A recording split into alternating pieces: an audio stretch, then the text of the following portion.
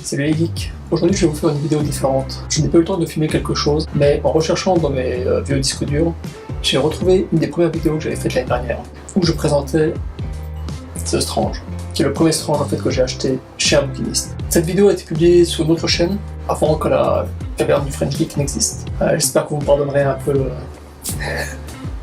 l'amateurisme. Ça n'a pas beaucoup changé, enfin bon, c'était vraiment pire à l'époque. Et puis le vrombissement qu'on entend dans le fond, en fait c'était parce qu'à l'époque, c'était filmé dans mon salon, j'avais le ventilateur qui était juste à côté, on mourait de chaud, enfin bref. Et puis j'ai rajouté des images, parce que je me suis rendu compte que je parlais de choses sans vous les montrer, ce qui est vraiment pas bien. Donc j'espère que cette vidéo vous plaira et vous fera patienter avant que ma prochaine nouvelle vidéo ne paraisse. Mettez un pouce bleu, abonnez-vous si ce n'est pas déjà fait, et puis je vous dis à très bientôt. Ciao ciao.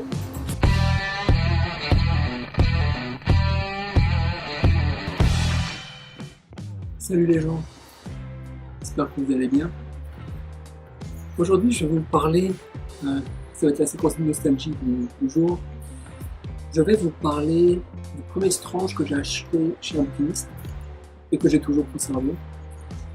Il est dans un état pitoyable, malheureusement. C'est le Strange, je crois que c'est le 64.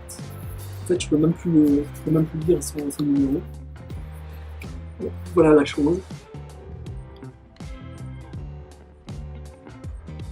Avec une couverture presque originelle de Gene Kane. Je pense qu'elle a été reprise par des artistes français maison de Lou. Comme vous pouvez le constater, la couverture est en pièces détachées. En fait, j'avais essayé à l'époque de la protéger en mettant du scotch par bande. J'avais jamais entendu parler des espèces d'emballage plastique qu'on utilise maintenant. Ce bouquin, je l'ai adoré. Je ne sais même pas combien je l'avais payé à l'époque, mais c'était le tout premier que j'avais acheté chez un bouquiniste. Je me souviens toujours de cette histoire de Captain Marvel dessinée par Gene Kane. Je dirais on fait un peu la connaissance de Rick Jones, qui change de place avec Captain Marvel dans la zone négative.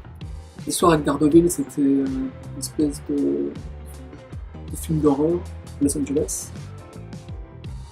Je me souviens, cette publicité avec le Khazar m'a fait fantasmer pendant des années, parce que je me disais, qu'est-ce que c'est que ça, comment peut être l'histoire.